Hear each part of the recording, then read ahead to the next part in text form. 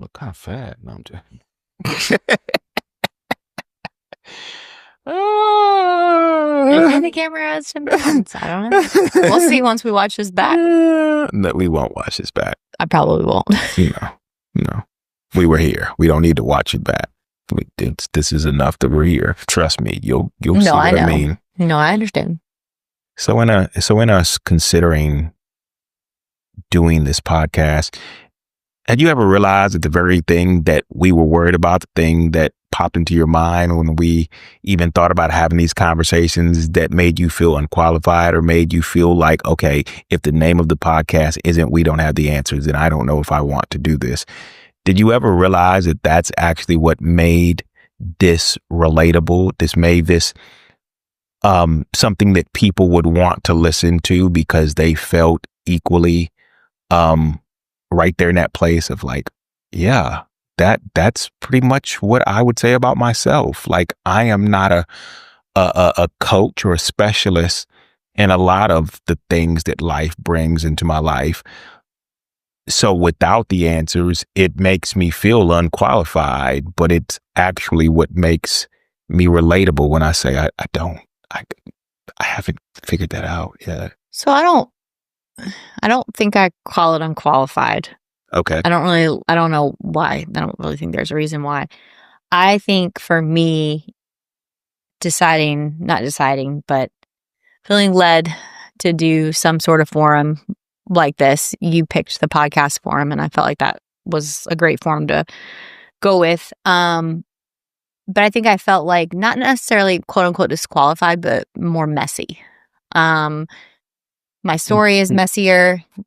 Our story is messier. It's not. I mean, although it's not as messy. We haven't heard everybody's story, but it's messy. Yeah. It's messy. Well, I think what always has tripped me up is typically when you're talking to other women in Christianity or in the church, or if you're talking to other married couples, and they tell you their story, and we were high school sweethearts, and I know that's not high school sweethearts. There's nothing wrong with that. I'm just more saying it just never felt as messy. But what I discovered, or what I guess God showed me through experiences. So when I'm saying He showed me this, it was through like as He would prompt me or lead me to tell the messy parts of my story, it left room for the ones that I was speaking to also share the messy parts of their story. And so I don't think I ever felt disqualified or qualified. I still don't know if I would apply those words. But I did feel like the messiness of it, the level of like just kind of missteps and hurt and things like that didn't make me a great candidate. So I guess to a level, I did feel disqualified. I just didn't, but like I said, through just several experiences and opening up about that, and then hearing others' messy parts that oftentimes we keep hidden. And I guess you and I have said this a lot. I believe, there is a verse in the Bible that talks about like what happens in the dark does come to light. And so I think a lot of times. Wait a minute. Is that what it is? I thought that was always just like an urban myth. No, like, I'm pretty sure Jesus says it to the Pharisees. I felt like it was something people just said just so I would stop hiding things. I'm pretty sure Jesus says it to the Pharisees. And He may. No, I believe there is something in the Bible that speaks to that. For there is nothing covered that will not be revealed, nor hidden that will not be known. Therefore, whatever you have spoken in the dark will be heard in the light, and whatever you have spoken in the ear in the inner rooms, Yeah. So yes, it's not. It's biblical. Well, I don't know if some people use it biblically. I think some people just use it to scare people into telling the truth. My point of that is no, I don't think I ever felt. I mean, I think going back to like disqualified or qualified, I think I always just felt too messy. Yeah. To not put together, to not figured it out kind of thing. And feeling like if I was coming from a place of like, let me speak on it, I should have a little bit more, it should be a little bit more put together. Yeah. And it didn't seem like there was anybody's platform that specialized in, we get it all wrong over here. That's what we No, they always come with the answers, or they always come with the advice, or they always come with the word. Like, and they have figured it out, and they have studied this. This is their whole degree. and I got stats on this, and we run tests, and it's like, and it's fascinating, and I love to watch it. Yeah, and don't get me wrong, sure. like I do indulge in that type of content, or I do interact with that type of content. So I think there's a place for it. I just don't know if I have seen a lot of places or a lot of spaces where to kind of like exist in the messy. Yeah. And so I think that's for sure. That's kind of where I even struggled to take this leap, because we are still in the middle of tons of, and I guess just in the middle of it, like we haven't come out on the other side in some aspects. And then in other aspects, we have come out on the other side. So like in parenting, we are not on the other side of parenting. And I don't actually know if that ever exists. I was just about to say, I don't think it will ever have a moment where we're like, we're on the other side of anything that we see. And don't get me wrong, it could look different, but I believe that's the beauty of our stories, that we are always on the journey, not reaching the destination. Absolutely. I am always going to be on the journey. The journey may look different. The mountains may look different. The valleys may look different, but I am always on the journey. But I do think sometimes there are areas in your life where you do come out on the other side, and like you continue to journey in new areas. Some of the things that we talk about, though, I guess my point is we are still in the middle and in the midst of the journey. For sure. So for people who don't know who you are, who are you? Give us a little bit about yourself, and your unqualifications to be here. Awesome. I'm Amber Moore. I grew up in a very legalistic religion, which is what introduced me, and I was parented and raised in that religion. Extremely legalistic. And for those that may not know what that means, much of my salvation, much of the my acceptance within the church was based on certain deeds that I did or did not do. Mm-hmm. So that really was that was my introduction to Christianity, and that was my introduction to God. And it kind of, I will always be grateful because it did introduce me to God. But there's a part of me that mourns that time because of the God that was taught to me was not quite accurate. And so we left that particular religion when I was around 17 or 18. I'm not really sure the age. Maybe, I think it was probably about 17, maybe 18. But I know. Wow, that's true. Nobody's gonna fact check me. But we left. And even though I left that religion, it was really hard to break that wiring in my brain of like a workspace religion. And it didn't just permeate my religion or my relationship with God. It permeated every relationship. Lifestyle. My lifestyle, my friendships, my romantic relationships, my familial relationships. It really impacted the way that I interacted with people, how I showed up. So oftentimes I didn't show up for myself as myself, because myself was not, like, if you're talking about work, like, was myself enough? Mm-hmm. You didn't show your flaws. You didn't talk about the messiness. So this podcast is like a direct contradiction to how I was raised. We were a big fake it till you make it, fake it till you make it family, or like, what goes on in the house stays on at the house, things like that. Mm-hmm. So although I was in church for the first 18 years of my life, I did kind of, I don't want to call it backsliding. I don't know if I would go there. I don't know enough of the definition of that word to say that, but I would say that I just stopped following him. Like I stopped following the version that I grew up knowing. Mm-hmm. And so in my mind, I had stopped following God. Yeah. I can look back now and see how the whole time how God was pursuing me. And so pretty much for up until 2022, much of my life, my relationships were these cycles kind of stuck in this kind of workspace model of like working for love, working for acceptance, making sure I was the best, make sure I was perfect, making sure all these things, until it all fell apart in 2022 for me. And that's when I feel like God really began to work in my heart and because I think I was so broken, I was willing, I think, for the first time to really like, because even though I lost my mom early on when I was 22 to 23, I was so fresh out of it. I turned to like alcohol, and I turned to partying, and I turned to, okay, if I can get a great job and I can become financially stable, then that will fix like this instability that I felt when my mom passed away. And in 2022, all that kind of came crumbling down, realizing that none of that was what was going to fix this God-sized hole in my heart. Yeah. And so 2022 is when that really turned around for me.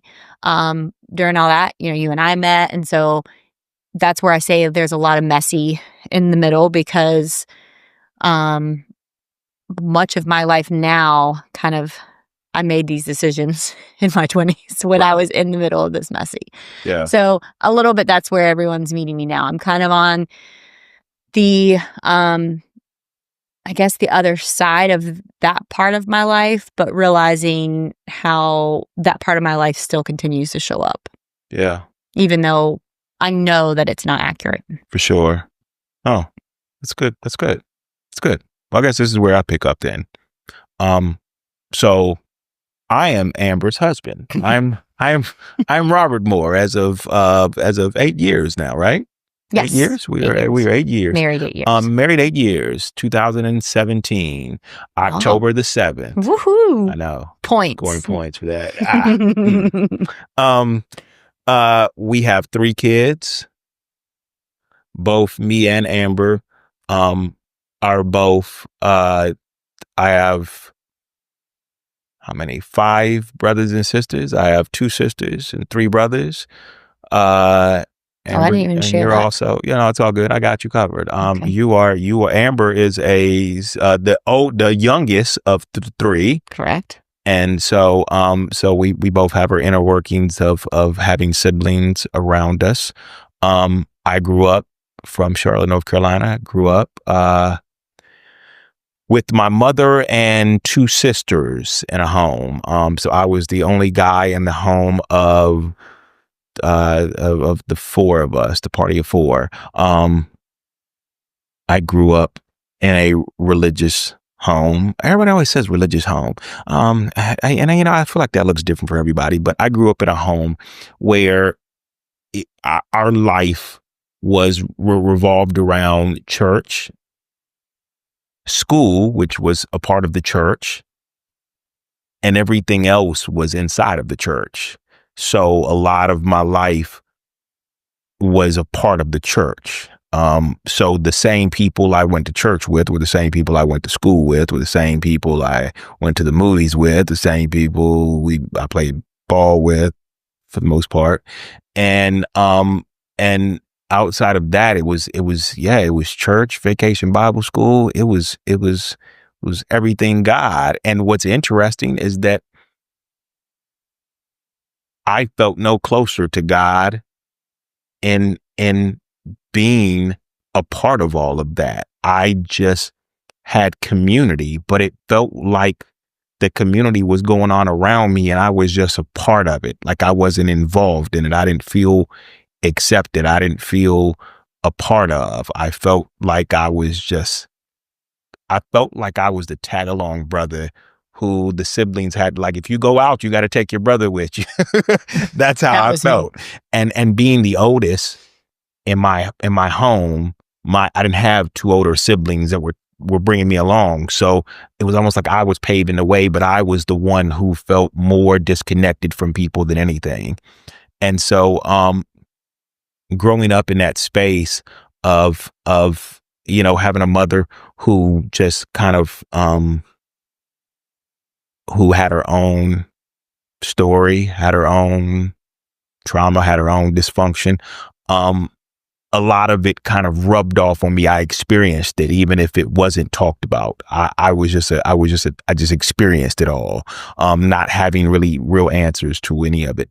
So, I grew up, and large part of my life, I was navigating the church scene with this feeling of like, I'm not seen, I'm not needed, I'm not special. And as I've shared many occasions, I looked at my dad's absence in my life and him being a pastor. I looked at his lack of presence in my life the same way I looked at God. I looked at them as the same. They were both fathers who didn't want to have anything to do with me. And so in turn, my heart was hardened, and I just didn't want to have anything to do with them. So it was hard for me to see God as a father, because it was like, well, I know what a father is, and I know how empty it is to not have him present. So that was really my upbringing. And so a lot of that led to my own insecurities. It led to me nursing my insecurities eventually with just changing up who I was. I reinvented myself. I created a version of myself that I felt would be able to withstand all that this world would bring as I stepped out of high school into college, with drinking, parties, women, and everything that would distract me from the reality, everything that would mask and keep me blind to the pain and the hurt. And then one day I met you, and I dragged that bag of pain and hurt and everything else that I wanted to ignore. Right. Everybody was hoping you'd be like, and it all turned around. Yeah. And it all turned around. I mean, in a way, the truth is when we met, I can't speak for you, but I saw you as just a new way to distract myself from the reality. I'm just being honest here. Is this a safe space? Wait a minute. This is safe, right? Did we flip the safe switch on before we started? Continue. Okay. Somebody hit the safe switch over there. So I pulled it up, and I was just kind of like, oh, so, she'll be a new way of distracting me from me and from what I have, what I don't have, how I feel about myself and everything else. And truthfully, honestly, I would say that everyone, but including you were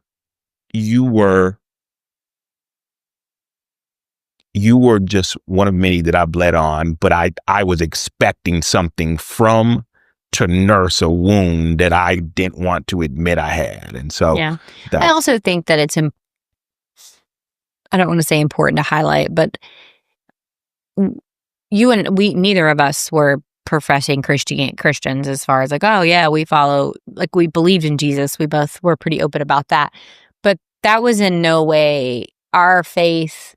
We were in no way looking to God to lead our steps. And so, I'm making a point to say, I'm making a point to say that because even you were like, it was just you were like there to fill up a spot. And I think, but that was like, we weren't looking for, I wasn't looking for marriage. I don't believe we're looking for marriage.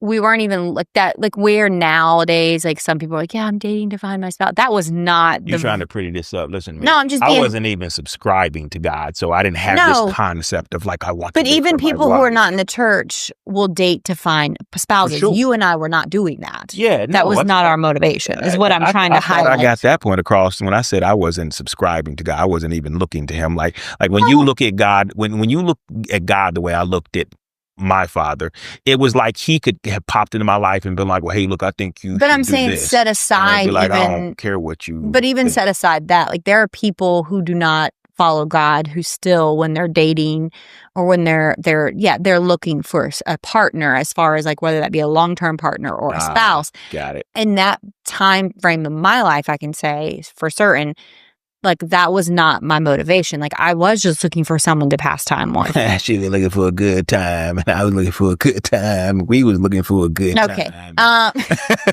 And even if that's what we were looking for, I think that what you said is very true. We bled on one another. pretty significantly. Yeah. So yeah. Anyways, continue. Yep. So yeah, we met and we had fun. We both had a lot of things in common. So see, we both like to party. We did. Check. We like to drink. Check.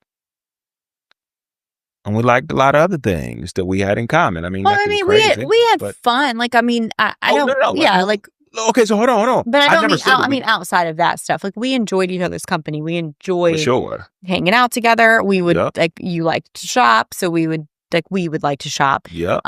So there, I mean, we had like we 100%. Yeah. So I don't want to make it like we were just like meeting at the club and stuff. Yeah, that's fair. Yeah, no. Well, we enjoy each other's company.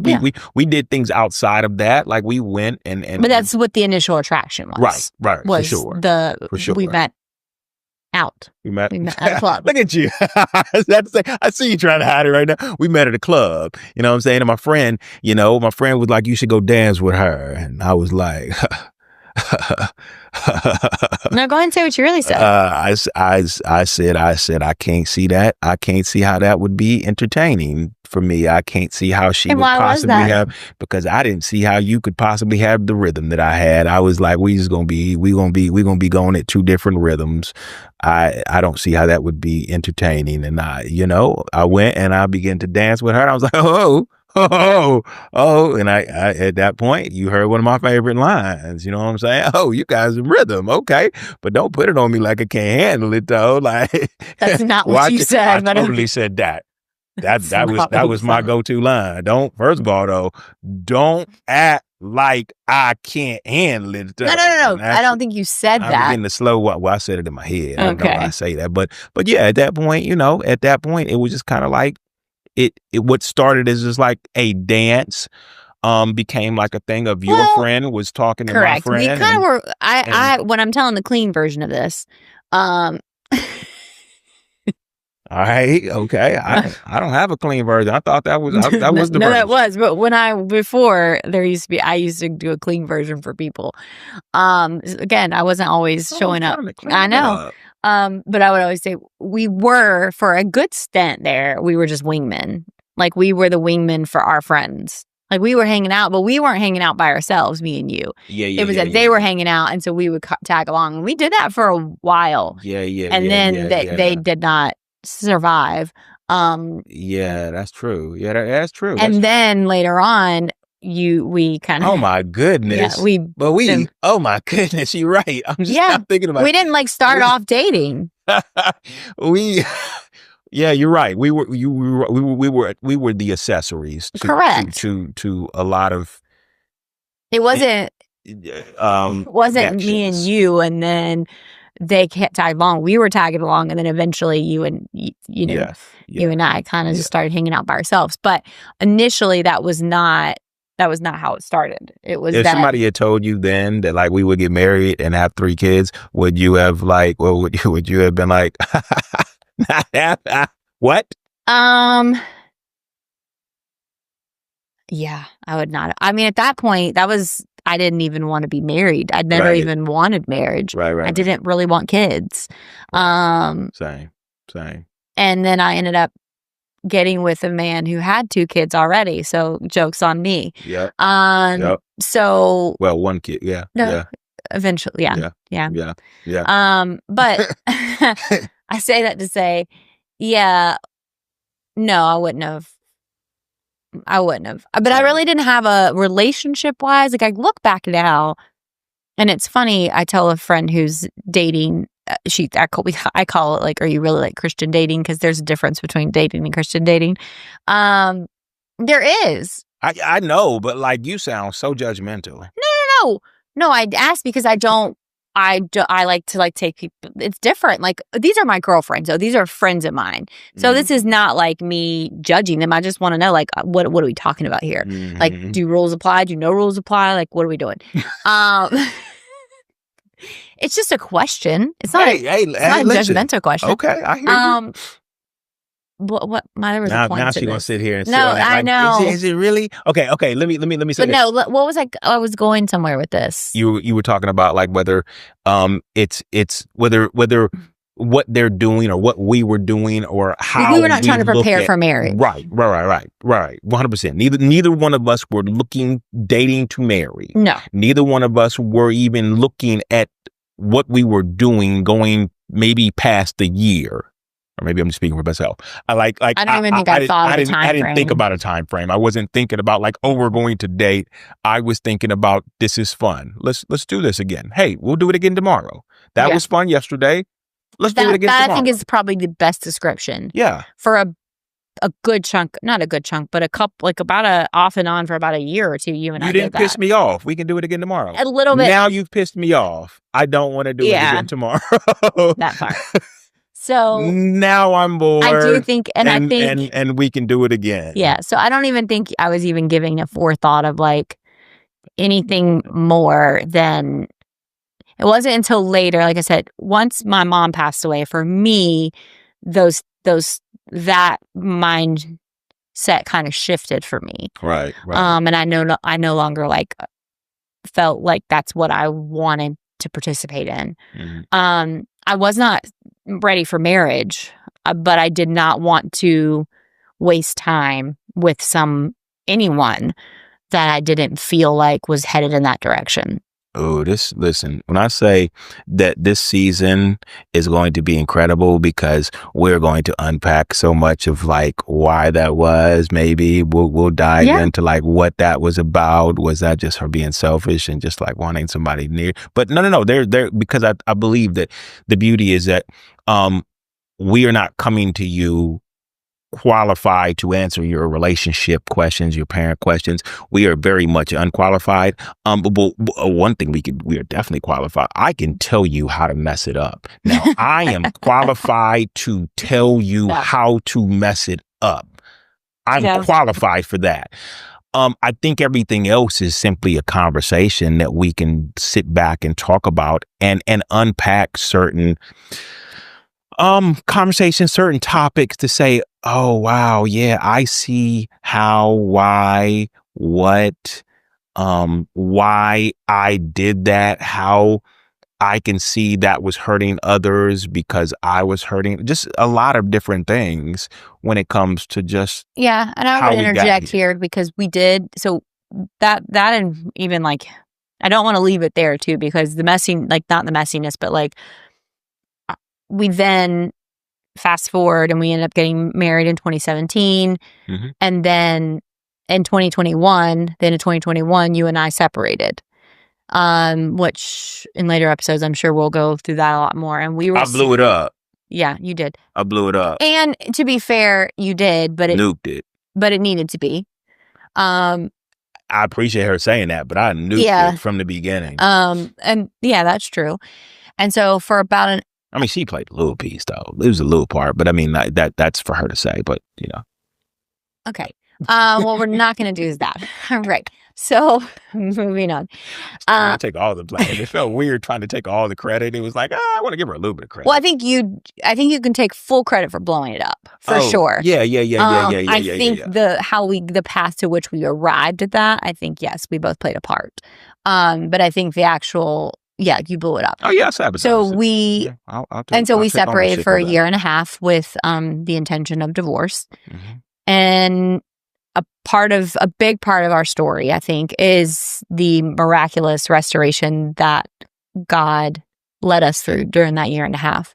Not just a restoration in our marriage. I know that seems the most important when you're going through a separation, but truly like the restoration of my heart with the things that had hurt me and how I was broken, my relationship with God, how he restored that relationship that him and I don't know if we ever really had, but I can pull moments back when I was a child where I remember feeling that closeness to him, and he restored our children, he restored us and our families, and he restored you. Yeah, okay, so I want to throw in something that you might not have said, but maybe you kind of hinted at. He also restored the relationships that we had with ourselves. Yeah. Because I think a lot of times it's like, oh man, he restored your marriage. Oh man, he restored your relationship with him. But there wasn't this thing where he was like, well, you don't really matter. No, there were many moments where he began to allow me to father myself in areas that I was hurting. He allowed me to go back and sit with my inner child in areas of my life where I was still grieving, I was still crying, I was still broken, I was still hurting, and all of that mattered. Yeah, I think sometimes, yes, that's a great point. That's what kind of I was, you said it much more eloquently when I was saying like he kind of healed the broken, or he restored the broken parts of me. I will say, I think often when we talk about restoration of marriage, or when people separate and there's kids, and it's like, okay, we got to fix this for the kids. And don't get me wrong, initially I fell into the same trap. So I'm not. There's no. I don't want to say judgment, but there's no like, oh, why would you say that? I think what I found, what I continue to see, that our restoration to, yes, a restoration of a marriage is important to God, but our restoration to Him and back to who He's created us to be and our purpose in Him will probably needs to be restored before He can fully restore a marriage, in my opinion. And so I think we individually both went on this journey, and it kind of led us back to one another in 2023, mid 2023. And so, and then since then, we call this our second marriage. Well, yeah. Okay, Yeah, so why we do we do. call it our second marriage? Because I don't think we tried to rebuild what we No. had before. No. This is a whole new marriage. And so, like, when people ask me, well, how long have you guys been married? I say, well, I've been faithfully married to her for about 3 years now. But before we were married, and for a good 5 years of while we were married, she never got the best of me, and I never got the best of me, and this marriage never got the best of me, and my kids never got the best of me. I was running on fumes because I started the race already winded. I started a large part of life already winded and broken and hurting. And so I didn't have anything to give because I never actually confronted a lot of me. I never, people say, look in the mirror. I never, forget looking in the mirror. I never got to the point where I was brave enough to put the mirror up. Yeah. I think that you could say the same is true for both of us. Yeah. I don't think that part, that's where I say, like, yes, the actual event of the blow up was on you, but the journey to that was, I mean, there was there was so much lying that I had to lie to myself to be able to function in the world, about where I was at, who I was, all of the things that to look in the mirror, I wouldn't have even recognized I was looking in a mirror. Like, I wouldn't have recognized the person. Like, there was no way, because what I had to create in my mind to be able to function could have never looked like what I saw. And I think when we were during our separation, I think that was the part that I really had to, like, look in the mirror and come to terms with, like, I've really messed this up. Yeah. And I'm not talking about marriage. I was talking about my life, me, where I had gone, what I had done, where choices I had made, all the different things. Like, I had to really look and see me. And I just don't think my heart was ready to do that before then. And I don't think my heart would have ever been ready without God. I will say that. I don't think I could have ever truly looked in the mirror and been okay with the utter brokenness I saw without Him doing it with me. Yeah. I don't think I could have. It would have just been too much. I think I would have on your own. I couldn't have done it. I really don't think I would have. So part of my mental health is that I have struggled with depression and suicide. I don't think I could have done it without Him. Yeah. I think it would have destroyed me to do that. Yeah. No, that's fair. And I didn't just do that, and He sent people around me to do that with me, through friends, through therapy. So I did not do that alone. He sent the right people, and I don't think I could have done it. And yet I don't think I would have been able to. Yeah, I would agree with that. Same. Yeah. I think we both learned something about community and not just people, because I don't think there's ever I don't think there's ever a lack of people around us. I think it was the people that we could grow with. I think it was the people that would encourage our growth, and our growth wasn't at the expense of them losing who they needed. Like they weren't like holding us back Yeah. to say, oh, well, no, I need you. Yeah. Just because if you start leaving here and you can't do this no more, then that leaves me alone. Like, no, it was people who were calling us up and not just calling us to be comfortable and like, hey, look, this has been comfortable. I also think it was interesting. If I look back now, it also was people who were, had the ability to give me the space to do that and still be present. From my experience, because I deal with rejection and abandonment issues and things like that, I often gravitated towards people who like needed me. And so in a time where I could not be needed, like I physically, mentally, spiritually, all the whatever capacity, I could not be needed. I was barely doing well with being needed as a mom. I couldn't have people around me who needed me at that time. I couldn't hold it. And so seeing the people that were around me, God brought them around me and they didn't need anything from me.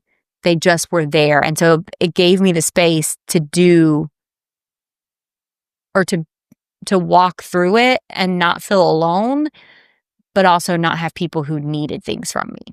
Right. Because, and that's not a season that I stay in. Like, I'm not there now. Like, I can have friends who need things from me. It's different, but I also don't have friends that primarily need me. Yeah, but I think there's something to that in that what you're talking about is that it's hard to give to others when you have barely given to yourself, when you are running on fumes and people are like, I need you to be here for me. And it's like, I want to be there for you, but there is something that is holding me back. Every time I go and get in this car, I turn the key and the car won't crank up because it's on empty and I can't show up for you or drive there because I am on empty and I'm trying to give you something that I don't have to give you. And you know, I can look back now and see how it almost came off as selfish, like that I was selfish during that time. And I think maybe there might be some truth to that.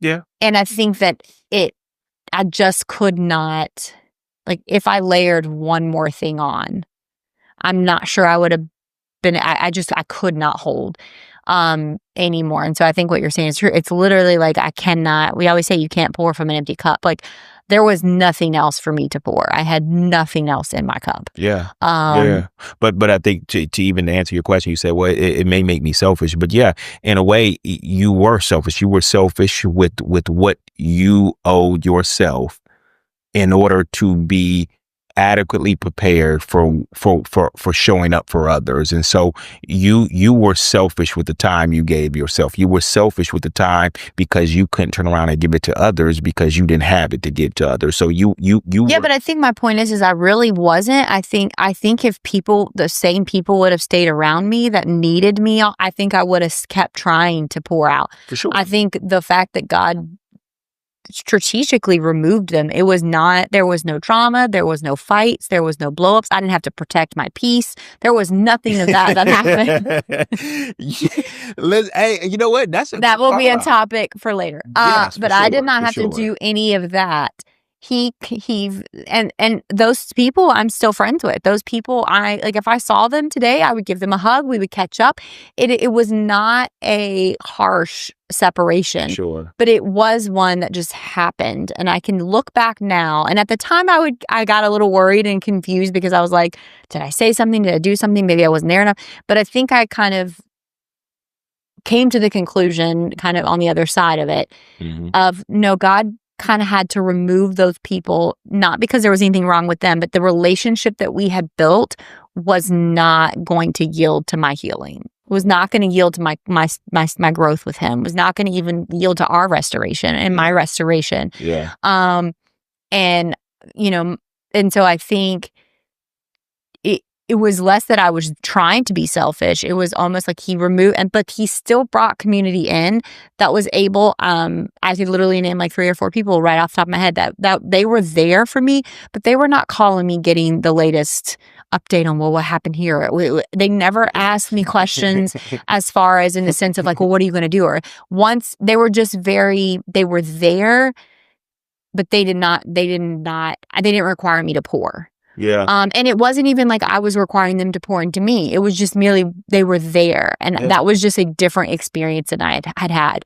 And I would even say shout out our family because, it's funny. I'm sitting here and it just dawned on me that like our family, our immediate family never like begin to say, well, we got to pick a side. So, and yeah, they never did. I think at the beginning there was a little, I will say at the beginning of our separation, there was a thread of like, do we need to pick sides? I'm going to credit God for this because you and I didn't ask our families to pick sides. Mm-hmm. And I will credit God for this for me personally, because I think if I would have gone to my sisters and told them to pick a side, they would have picked a side for me. So I want to be very clear on that. If I would have gone to them and said, you have to, they were 100% riding with me. Was totally riding with me. No, and I appreciate that. No, they were not. I know she was. No, they were not. Nobody was riding with you. She secretly texted me. Nobody was riding with you. No, I knew that. It was not a secret. You are. I appreciate you. You're the real It was MVP. not a secret. I knew. Anyways, Well, your sister might have rode with me, so you're right. Anyway. I was willing for that trade. That trade I was okay with. Wow. That trade I was okay with. I love my sister, but I was okay with that trade at the time. But I do say this. I will say this though, and this was a credit to God. He and we will get into we can get into the details. I told you this season is going to be incredible, but we're totally qualified for this conversation. During that season of separation, he really, really taught me to bridle my tongue, to like hold my tongue. And yes, it was in some instances in a marital way, but also with family and friends, because he taught me like especially at the beginning when I wanted to tell all the nitty gritty. And now I can do that on the other side, but I can do it with better perspective. So you know what? Hold on. I don't want to give them too much right now because I just realized that in this particular episode, I wanted to really unpack who we were. And you guys so excited about just telling them how much of so like we don't want to let too much. No, I think my point was though. Hang right now. I think my point was like we want you to come back. Like we don't want you to think like, man, listen, these jokers about as bad as us. Like look, first of all, we are. First of all, we are. So yeah, I am in no way, shape, or form saying Secondly, we didn't promise you any answers. Right off the gate, you saw what the name was here. We don't have the answers. But more importantly, we recognize that, as we've said in a trailer, we recognize that we're willing to have the conversation. We're willing to put God at the center of it all. We're willing to talk about things that are very uncomfortable, have been uncomfortable, in hopes that we don't just I was about to say still uncomfortable in hopes that neither one of us crash out here on this couch and just say, you know what, I don't want to do this right now. I don't you know what, I don't want to do this, or I just kind of like get quiet and just like stop responding, because that has been our go-to move, and we're hoping to like actually push through these conversations no matter how uncomfortable they are. We're hoping to maybe even encourage you and give you words on how to even begin the conversation and how to realize that it's in the conversation. It's in pushing through the uncomfortable moments where there is peace to be found. There is love to be found. Yeah. There is restoration to be found. There is even just like seeing the human, maybe even the hurt inside of a person that you weren't willing to see past your own hurt, to realize that, wow, I have been talking to and triggering a hurt little girl that I see now instead of the woman that's in front of me. And I think that goes both ways. Yeah. And I hope and I pray that in these conversations, although you may be able to sit and listen to these conversations and be like, oh, well, we're not that bad. But realizing whether you're that bad or not, right? That if he can use us, if he can use these conversations, if he can restore not just our marriage, but restore us in a way that we can sit here and have these conversations that you say, like you said, some of them are still, I mean, some of the stuff we're going to talk about is still hurtful. Yeah. Or still like there's just still twinges, right? Yeah. Or some of the stuff is going to be fresh out of like therapy. Right. And we're just going to bring the rest of the conversation here. And just remember, I mean, I pray that when we're talking and this is landing on people, that it's not giving them either a cringe or like a, oh, well, we're not that bad, or even like, oh, they're not as bad as us, but more hope. And that I want some of you to be cringed.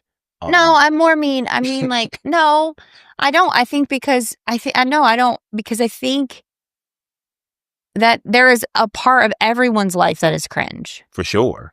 And so I don't think you cringe. I think what you see is that it may cringe you, it may scare you away, but it does not scare God away. Oh, yeah, okay. And so I pray that when they're listening to this, and as awkward as the conversation may get, or uncomfortable as the conversation may get, or hurtful, or whatever, that you're able to see and really, really see that he's in it all. I don't know. There's hope in it all. There's hope because there's, I've talked about this a lot, but I feel like when we reach the end of ourselves, oftentimes it's that we don't have hope. Yeah.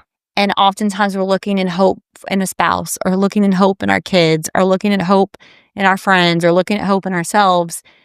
And I think, I pray that as we're talking, we always point you back to the ultimate hope. Yeah. Who's Jesus Christ. Yeah. Yeah. And that is really what I think our story and what we're going to do here. Yeah. I pray that's what it does. Yeah. Yeah. That is our goal, and that's our hope. Yeah.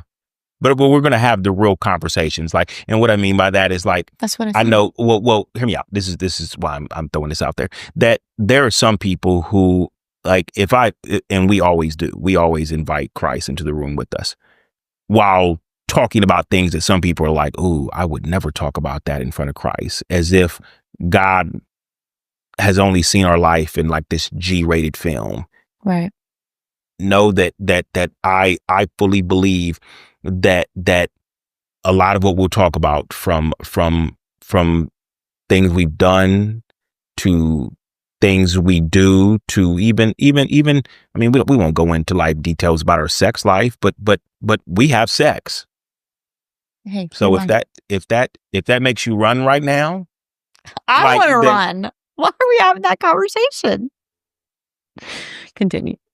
Hey, what I'm trying to get to is that I think a lot of times we try to make this life of walking with Christ so we make it religious. So religious, which is like that it's like we hide everything, we cover up everything. That it's like, no, I want you to see two real people here, and not two people where it's like you have questions on whether, like I said, we do they actually get intimate? Do they? Because I truly believe that, don't get me wrong, sex is the easiest form of intimacy. What you're going to see here is true intimacy. The conversations we're having, this is what is going to create intimacy that is far deeper than anything else we could do. And I believe that that's what a lot of people are looking for in their relationship, because they've done everything else to try to bring their lives back together, but they've missed this point of having conversations that their relationships, their parenting, their whatever, their work relationships are missing. They're missing true conversations. They're missing vulnerability. They're missing these moments where you can say that, like, listen, I've been lying about that. I haven't been upfront. Right. That does bother me. Right. I'm not happy with this, and not make another person say, okay, I'm not ready to have this conversation. I don't, and realize that, hey, look, let me let you get this out, no matter how much this may make me cringe and want to run. And if I do want to run, then maybe there's something inside of me Right. that is triggered, and I need to address that too. So maybe it's not the worst thing that this person is saying this, because it is making me feel some way too. But I want to listen before I address myself. So, and I didn't think we'd ever be able to do that, by the way. For those who are still rocking with us right now, I just thought about that. I didn't ever think there would be a time where I could come to you about things, or we could have conversations about things where how I felt and what I said would land to where you'd still give me space to say I'm not good, and you not say, well, how does that make me feel about what he's saying? To where I used to say it all the time. I can't have conversations with her and tell her how I'm really doing without it turning into a situation where now I have to address how that made her feel. So forget me. And not to say we always do that perfect, because that's still a work in progress. It's an unlearning. Yeah. I mean, when I've based my entire how I move, how I react, how I interact with this person based off of how they feel. When you feel some type of way, it would impact me. And having to learn not that I don't have to react to the way other people feel. I don't have to react to the way, like in our house growing up, how he came home, how dad came home really dictated if dad came home, really dictated how the mood might shift in our home and how we might have to react. Like, we had to be very careful. And so when you would come to, not that it made it right or wrong, but like you said earlier, you were dealing with little Amber. You were dealing with 8-year-old Amber, 6-year-old Amber, who was trying to gauge my reaction or how I'm going to respond. And so when you would come unhappy, or when you would come disappointed, or fill in the blank of a quote unquote, I don't want to call it a negative emotion, but an unfavorable emotion as we would see it, it did make me feel some type of way, because I was basing how I moved off of how you felt. And so having to learn how to disconnect and unlearn those things, it's not easy. It's not to say I do it perfectly. I did it for the better part of 20 or 31 years, 32 years. That's how I moved. That's how I learned to survive. I think that's the biggest thing therapy has helped us with too, individually and together, is finding the survival techniques that served us well in one season that no longer serve us in the season. We both have survival techniques that really served us well as children. And kept us safe. They kept us safe. They did. And they made sense of the world around us when no one was there to explain it. But now they do not serve us in our marriage. If anything, they drive us apart. And so being able to share those tender parts with one another in a way, like you said, that I'm speaking to little Rob and you're speaking to little Amber. I think that's been, I would say, if you told me, we would say even 2 years ago, that this is a conversation you and I could have, I would have been like, yeah, that's not really how our marriage is. Even post-separation. Definitely pre-separation. I would have never had these conversations with pre-separation. But even post-separation, I think that's where I get you kind of looping it back to the beginning. That's where I feel the most qualified to talk about this, is because experiencing that has given me a faith that is unshakable, because I have seen what he has done, and it has been not by my hand at all. Yeah. And I think that is the only thing that makes me say, I don't have the answers, but I have the answer. Yeah. And that is God. Come on, Pastor. Come on. Better do that. So with that said, I can't follow that up right there. So hey, listen. If you believe that this would be a great watch, first of all, before we end this, go ahead and hit subscribe. Go ahead and hit that bell so you don't miss the tea here. We'll call it the tea here. Maybe that might make people want to come back for the tea. Drink my tea. But no, like, I think that if nothing else, we'll give you something to go to the office and gossip about. Not that we condone gossiping, but we're going to give you something to take back to your girlfriends. We're going to give you something, your brothers, something to talk about amongst your friends outside of sports and everything else is safe to talk about. We hope to like bring forth conversations and keep the conversation going on topics that may already be out there that we're going to unpack personally in our lives. So yeah, I hope that you'll come back and join us for more of what we are unqualified but qualified for. I like that. Yes, and more importantly, what qualifies us is the fact that we're willing to have the conversation.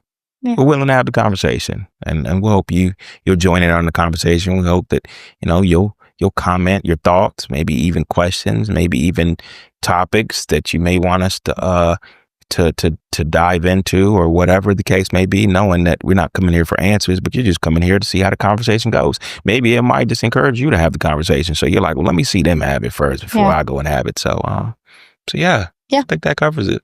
That's it. Yeah. We'll see you guys next time. Later.